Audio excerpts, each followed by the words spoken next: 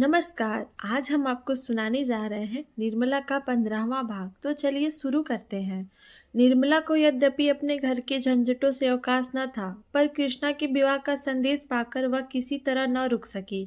उसकी माता ने बहुत आग्रह करके बुलाया था। सबसे बड़ा आकर्षण यह था कि कृष्णा का विवाह उसी घर में हो रहा था जहाँ निर्मला का विवाह पहले तय हुआ था। आश्चर्य यह था कि इस बार ये लोग बिना कुछ दहेज लिए कैसे विवाह करने पर तैयार हो गए।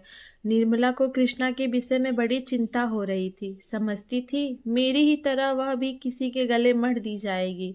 बहुत चाहती थी कि माता की कुछ सहायता करूं, जिससे कृष्णा को लेकर कोई योग्य वर मिले। लेकिन इधर वकील साहब के घर बैठ जाने और महाजन के नालिश कर देने से उसका हाथ भी तंग था। ऐसी दशा में यह खबर पाकर उसे बड़ी शांति मिली। चलने की तैयारी कर ली। वकील साहब स्टेशन तक पहुंचाने आए। नन्ही बच्ची से उन्हें बहुत प्रेम था, छोड़ते ही न थे। यहाँ तक कि निर्मला के साथ चलने को तैयार हो गए।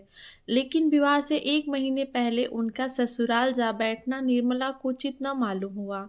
निर्मला ने अपनी माता से अब तक अपनी विपत्ति कथा नहीं कही थी। जो बात हो गई उसका रोना रोकर माता को कष्ट देने और रुलाने से क्या फायदा। इसलिए उसकी माता समझती थी निर्मला बड़े आनंद से है। अब जो निर्मला की सूरत देखी तो मानो उसके हृदय पर धक्का सा लग गया। लड़कियां ससुराल से घुलकर नहीं आती हैं, फिर निर्मला जैसी लड़की जिसको सुख की सभी सामग्रियां प्राप्त थी, उसके कितनी लड़कियों को दूज की चंद्रमा की भांति ससुराल जाते और पूर्ण चांद बनकर आते देखा था। मन में कल्पना कर रही थी निर्मला का रंग निखर गया होगा, देह भरकर सुडौल हो गई होगी, अंग प्रत्यंग की शोभा कुछ और ही हो गई होगी। अब जो देखा तो वह आधी भी नहीं रही। न यौवन की चंचलता थी और न विहसीन छवि जो हृदय को मोह लेती है। वह कामन्यता, सुकुमारता और विलासमय जीवन से आ जाती है, यहाँ नाम को न थी। मुंह पीला, चेष्टा गिरी हुई। माता ने पूछा, क्यों री, तुझे वहाँ खाना को न मिलता?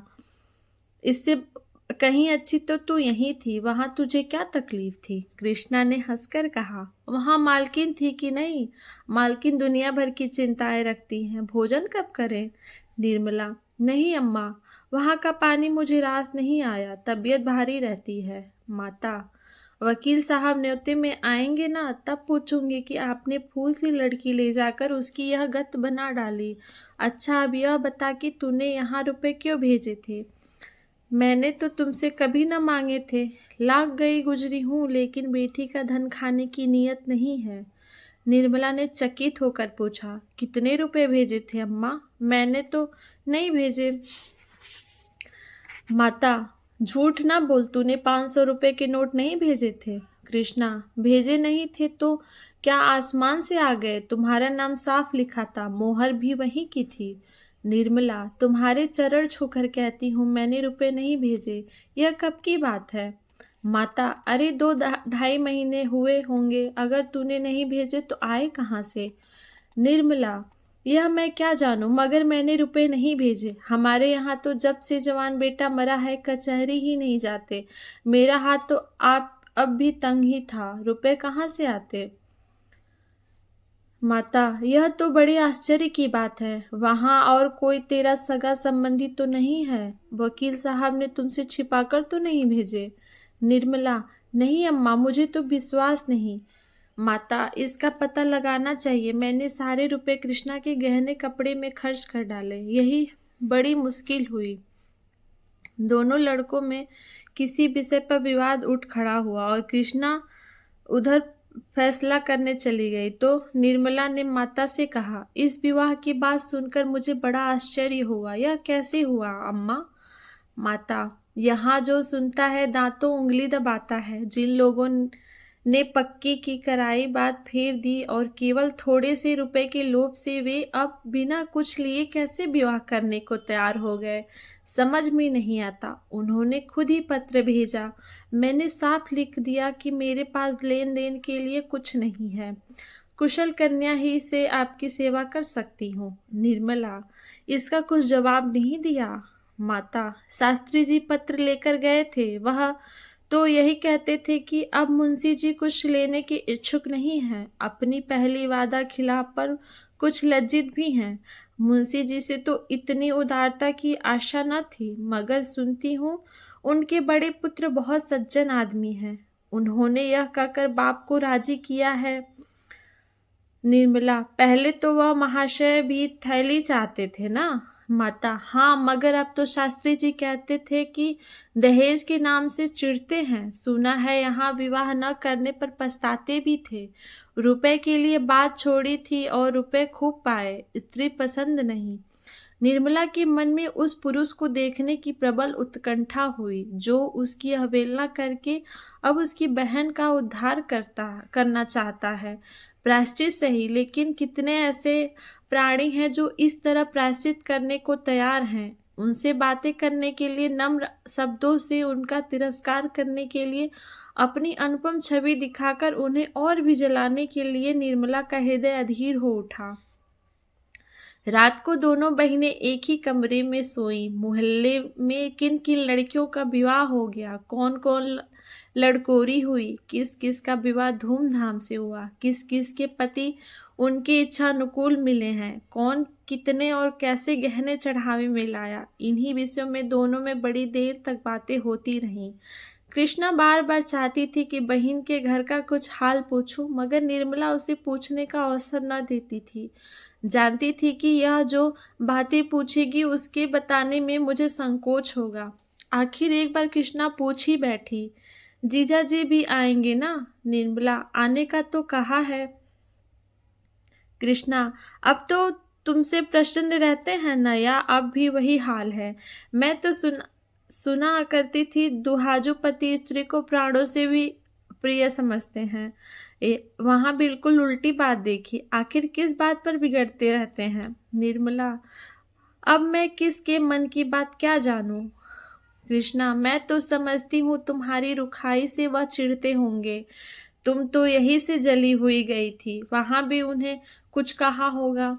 निर्मला, यह बात नहीं है कृष्णा, मैं सौगंध खाकर कहती हूँ, जो मेरे मन में उनकी ओर से जरा भी मैल हो, मुझसे यहाँ जहाँ तक हो सकता है उनकी सेवा करती हूँ। अगर उनकी जगह कोई देवता भी होता तो भी मैं इससे ज़्यादा और कुछ न कर सकती। उन्हें भी मुझसे प्रेम है, बराबर मेरा मुख देखते रहते हैं, लेकिन जो बात उनके और मेरे काबू के बाहर है उसके लिए वह क्या कर सकते हैं और मैं क्या कर सकती हूँ? न वह जवान हो सकते हैं, न मैं बुढ़िया हो सकती हूँ। जवान बनने के लिए वह न जाने कितने रस और भस्म खाते रहते हैं।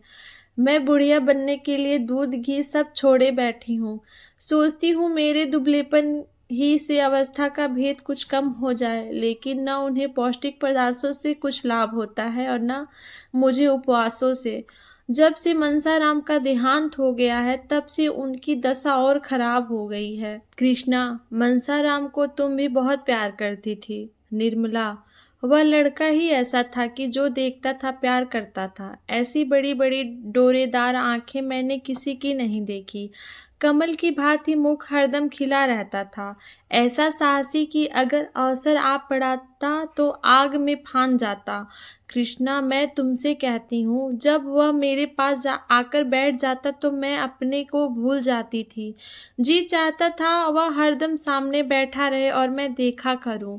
मेरे मन में पाप का लेश भी न था। अगर एक क्षण के लिए भी मैंने उसकी ओर किसी और भाव से देखा हो तो मेरी आंखें फूट जाएं, पर न जाने क्यों उसे अपने पास देखकर मेरा हृदय फूला न समाता था। इसलिए मैंने पढ़ने का श्वांग रचा, नहीं तो वह घर में आता ही न था। यह मैं जानती हूँ कि अगर उसके मन में पाप होता तो मैं उसके लिए सब कुछ कर सकती थी। कृष्णा, अरे बहन चुप रहो, कैसी बातें मुंह से निकालती हो? निर्मला, हाँ, यह बात सुनने में बुरी मालूम होती है और है भी बुरी, लेकिन मनुष्य की प्रकृति को तो कोई बदल नहीं सकता। तू ही बता, एक 50 वर्ष के मर्द से तेरा विवाह हो जाए तो तू क्या करेगी? कृष्णा, बहन मैं तो जहर खाकर सो रहूं, मुझसे तो उसका मुंह भी न देखते बने।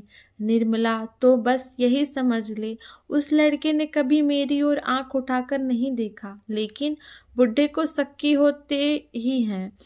तुम्हारे जीजा उस लड़के के दुश्मन हो गए और आखिर उसकी जान लेकर ही छोड़ी। जिस दिन उसे मालूम हो गया कि पिताजी के मन में मेरी ओर से संदेह है, उसी दिन से उसे ज्वर चढ़ा, जो जान लेकर ही उतरा। हाय, उस अंतिम समय का दृश्य आंखों से नहीं उतरता। मैं अस्पताल गई थी, वह ज्वर में बेहोश पड़ा था, उठने की शक्ति न थी, लेकिन ज्यों ही मेरी आवाज़ सुनी चौंक कर उठ बैठा और माता माता कहकर मेरे पैरों पर गिर पड़ा रोकर। कृष्णा उस समय ऐसे जी चाहता था कि अपने प्राण निकालकर उसे दे दूं। मेरे पैरों पर ही वह मूर्छित हो गया और फिर आंखें न खोली। डॉक्टर ने उसकी देह में ताज़ा खून डालने का प्रस्ताव किया था। यही सुनकर मैं दौड़ी गई थी, लेकिन जब तक डॉक्टर लोग वह प्रक्रिया प्रारंभ करे, उसके प्राण निकल गए। कृष्णा, ताज़ा रक्त पड़ जाने से उसकी जान बच जाती। निर्मला, कौन जानता है, लेकिन मैं तो अपने रुधिर की अंतिम बूंद तक देने को तैयार थी। उस दशा में भी उसका मुखमंडल दीपक की भांति चमकता था। अगर वह मुझे देखते ही दौड़कर मेरे पैरों पर न गिर पड़ता और पहले कुछ रक्त देह में पहुंच जाता तो शायद बच जाता। कृष्णा, तो तुमने उन्हें उसी वक्त लिटा क्यों न दिया? निर्मला, अरे पगली, तू अभी तक बात न समझी। वह मेरे पैरों पर गिरकर और माता पुत्र का संबंध दिखाकर अपने बाप के दिल से वह संदेह निकाल देना चाहता था। केवल इसलिए वह उठा था। मेरा कलेश मिटाने के लिए उसने प्राण दिए और उसकी वह इच्छा पूरी हो गई। तुम्हारे जीजाजी उसी दिन से सीधे हो गए। अब तो उनकी दशा पर मुझे दया आती है। पुत्र शोक उनके प्राण लेकर छोड़ेगा। मुझ पर संदेह करके मेरे साथ जो अन्याय किया है, अब उसका प्रतिशोध कर रहे हैं। अब की उनकी सूरत देखकर तू डर जाएगी। बूढ़े बाबा हो गए हैं, कमर भी कुछ झुक चली है। कृष्णा, बुढ़े लोग इतनी शक्की क्यों होते हैं बहन? निर्मला, यह जानकर बूढ़ों से पूछो। कृष्णा, मैं समझती हूँ उनके दिल में हरदम एक चोट सा बैठा रहा होगा कि इस युवती को प्रसन्न नहीं रख सकता, इसलिए जरा जरा सी बात पर उन्हें शक होने लगता होगा।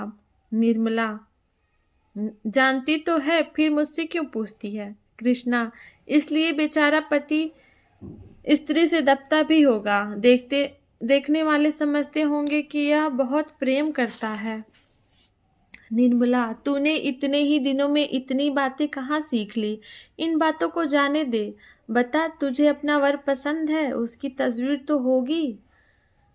कृष्णा, हाँ, आई तो थी, लाऊं, देखोगी? एक क्षण में कृष्णा ने तस्वीर लाकर निर्मला के हाथ में रख दी। निर्मला ने मुस्कुराकर कहा, तू बड़ी भाग्यवान है। कृष्णा, अम्मा जी ने भी बहुत पसंद किया। निर्मला, तुझे पसंद है कि नहीं सो कह, दूसरों की बात न चला। कृष्णा लजाती हुई, शक्ल सूरत तो बुरी नहीं है, स्वभाव का हाल ईश्वर जाने। शास्त्री जी तो कहते थे ऐसे सुशील और चरित्रवान युवक कम होंगे। निर्मला, यहाँ से तेरी तस्वीर भी गई थी। कृष्णा, गई तो थी, शास्त्री जी ही तो ले गए थे। निर्मला, उन्हें पसंद आई? कृष्णा, अब किसी के मन की बात मैं क्या जानूं? शास्त्री जी कहते थे बहुत खुश हुए थे।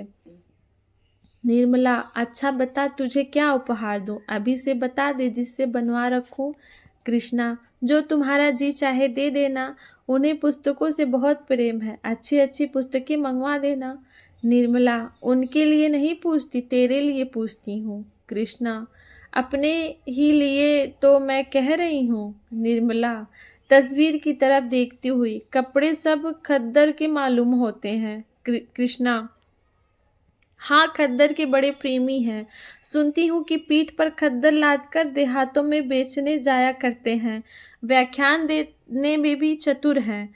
निर्मला, तब तो मुझे भी खद्दर पहनना पड़ेगा। तुझे तो मोटे कपड़े से चिढ़ है।